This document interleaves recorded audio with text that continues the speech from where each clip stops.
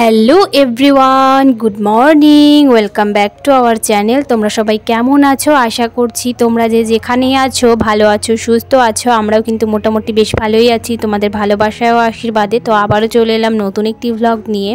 আশা করছি ভ্লগটি তোমাদের খুব ভালো লাগবে।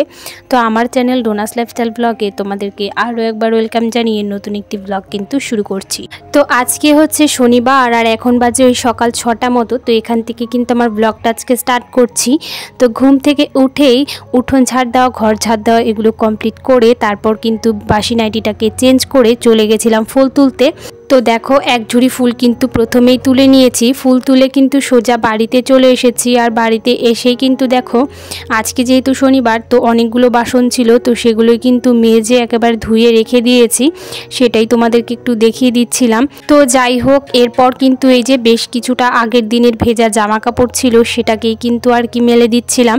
কারণ এখন তো বেলা অনেকটাই হয়ে গেছে, ওই রোদও কিন্তু চারিদিকে উঠেও গেছে। কারণ এখন একটু বেলা হলেই রোদ আর কি উঠে যায়। তো যাই হোক, জামা কাপড়গুলোকে মেলে দিয়ে চলে এসেছি আমাদের এই ঘরে, মানে যেই ঘরে ঠাকুর থাকে সেই ঘরে।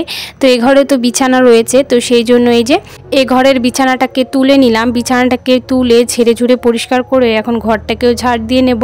কারণ এই যে এই ঘরটা কিন্তু এখনও ঝাড় দেওয়া হয়নি। তো যাই হোক, ঝাড় দিয়ে পরিষ্কার করে নিলাম। আর এদিকে দেখো বাইরেও চলে এসেছি। আর এই বারান্দাটা অনেক দিন থেকে মোছা হচ্ছে না জল দিয়ে, তো সেই জন্য কিন্তু একটু শ্যাওলা শ্যাওলা পড়ে গেছে। তো যাই হোক, এরপর কিন্তু টুকটাক কাজকর্ম সেরে এই যে বেশ কিছুটা জামা কাপড় ভিজিয়েছিলাম। প্রতিদিনই কিছু না কিছু জামা কাপড় কিন্তু থাকে আমার ছেলের, তো সেগুলোই আর কি প্রতিদিনই কাচতে হয়। তো সেইভাবে কিন্তু সেই মতো আজকেও কিন্তু এই যে কাচতে বসে গেছি। তো কোনো দিন বেশি থাকে, কোনো দিন আবার কম থাকে। তো যাই হোক, প্রতিদিনেরটা প্রতিদিন ধুয়ে দেওয়াই ভালো। তো এই যে দেখো কাচতে বসে গেছি, এখন জামা কাপড়গুলো কেচে নেবো। আর তোমাদেরকে ভিডিওটি প্রথম থেকেই শেষ পর্যন্ত দেখার অনুরোধ রইল। তোমরা কিন্তু কোনো রকম স্কিপ না করে ভিডিওটি প্রথম থেকেই শেষ পর্যন্ত দেখবে। আর দেখে ভালো লাগলে অবশ্যই একটি লাইক করে সুন্দর করে একটি কমেন্ট করে তোমাদের পরিবারে যাওয়ার মতো সুযোগ করে কিন্তু দিয়ে যাবে।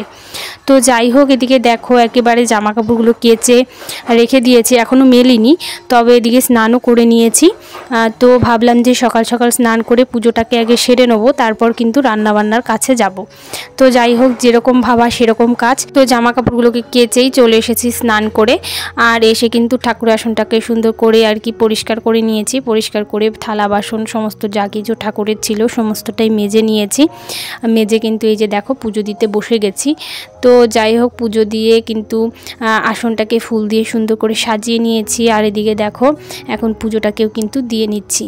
আমার মনে হয় সকাল সকাল নেগেটিভ এনার্জিগুলোকে দূর করতে সকাল সকাল স্নান করে পুজো দেওয়াটা অত্যন্তই দরকার। কারণ সকাল সকাল স্নান করে পুজোটা দিলে মনটা এত ফ্রেশ হয়ে যায়, এত ভালো হয়ে যায়, তো নিজেই বুঝতে পারি না। তো ছেলের কারণে তো একদমই দেওয়া হয় না সকালবেলাতে। তবে এখন থেকে আমি প্রায়ই আর কি দেব মনস্থির করেছি। যেদিন খুব চাপ হয়ে যাবে সেই দিন হয়তো দিতে পারবো না, তাছাড়া কিন্তু সকালবেলাতেই পুজোটা দেওয়ার চেষ্টা করব। তো যাই হোক, এদিকে দেখো পুজো দেওয়া কমপ্লিট হয়ে গেছে। আর পুজো দেওয়ার পর আসনটাকে এত সুন্দর লাগছে দেখতে। তো যখন পুজো দেওয়া কমপ্লিট হয়ে যায়, যখন ঠাকুরের আসনটার দিকে আমি তাকিয়ে থাকি, আমার এতটা মানে কেমন যেন করে ওঠে বুকের ভেতরটা, আমি নিজেও জানি না। মানে আমার খুবই ভালো লাগে। তো এই যে পুজো দেওয়া কমপ্লিট হয়ে গেছে। তো যাই হোক, ঠাকুরকে খেতে দিয়ে তারপরে দিকে ঘরেও চলে এসেছি। আর বিছানাটাকে তো আজকে তোলা হয়নি, তো ছেলে আগেই উঠে পড়েছিল, তবে বিছানাটা তোলাই হয়নি। তো যাই হোক, এখন কিন্তু তুলে নেব, কারণ বিছানাটা একদমই অগোছালো ভালো লাগে না। তো পুজোটা দিয়েই চলে এসেছি বিছানাটাকে তুলতে। তো সেই জন্য মনে হয় যে আমার চারিপাশে যা কিছুই থাকুক না কেন সমস্তটাই পরিষ্কার পরিচ্ছন্ন থাকুক। তো সেই জন্য কিন্তু বিছানাটাকে আগেই তুলে নিলাম যাতে সমস্ত কিছু গোছগাছ আমার চোখের সামনে থাকে। তো এরপর কিন্তু ছেলের জন্য একটু ম্যাগি করেছিলাম আর আমি একটু চা করে নিয়েছি, চা আর বিস্কিট।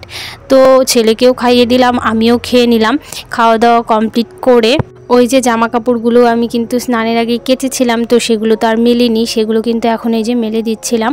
আর ওই যে পেছনে দেখতে পাচ্ছ অনেকগুলো জামা কাপড়, ওগুলো তো কালকের আর কি ভেজা ছিল হালকা হালকা, সেগুলোকেই রোদে দিয়েছি। আর এখন কিন্তু আজকেরগুলো কেচেছিলাম সেগুলোকে কিন্তু মেলে দিলাম।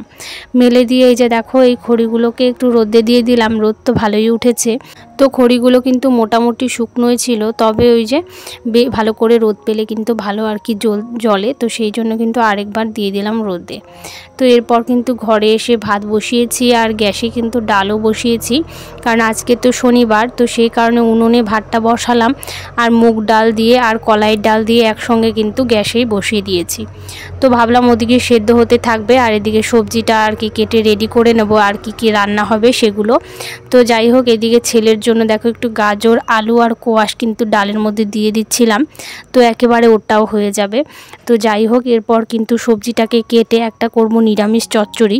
তো চচ্চড়ির জন্য কিন্তু সমস্ত সবজি কেটে নিয়েছি আর একবার কিন্তু প্রথমে ধুয়ে নিয়েছিলাম আর এখন কিন্তু পরিষ্কার জল দিয়ে আরেকবার ধুয়ে নিচ্ছি। তো যাই হোক, তোমরা কে কোথা থেকে আমার ভিডিওটা দেখছো অবশ্যই কিন্তু কমেন্ট করে জানাতে ভুলো না। আর যে সমস্ত বন্ধুরা প্রথম থেকেই আমার ভিডিও দেখে আসছো তাদেরকে তো আমি অসংখ্য ধন্যবাদ জানাচ্ছি। আর যে সমস্ত বন্ধুরা আমার এই ছোট্ট ভিডিওটি আজকে প্রথম দেখছো, আমার এই ছোট্ট ভিডিওটি যদি তোমাদের কোনো কারণে ভালো লেগে থাকে তাহলে কিন্তু অবশ্যই লাইক কমেন্ট শেয়ার করে আমার পাশে থেকে যেও একজন বন্ধু হয়ে।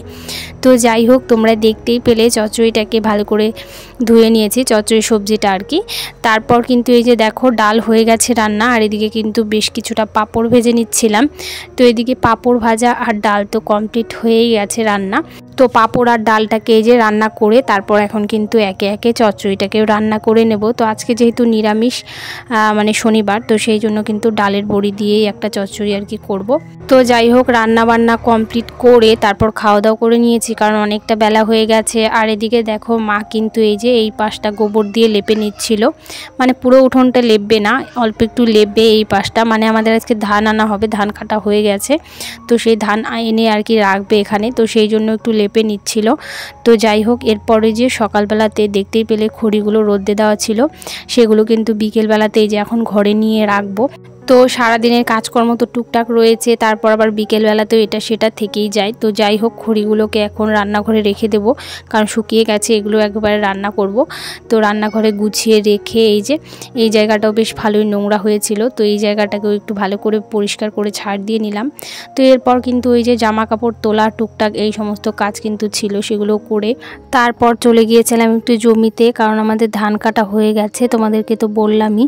তো সেই ধানগুলোকে এখন বাড়িতে নিয়ে আসা হবে। তো দেখো এই যে গ্রামের মানুষের কিন্তু এভাবেই ধান নিয়ে আসা হয় মাথায় করে, খুব কষ্ট হয় গো এভাবে ধান আনতে, তবুও কিছু করার নেই, আনতেই হবে।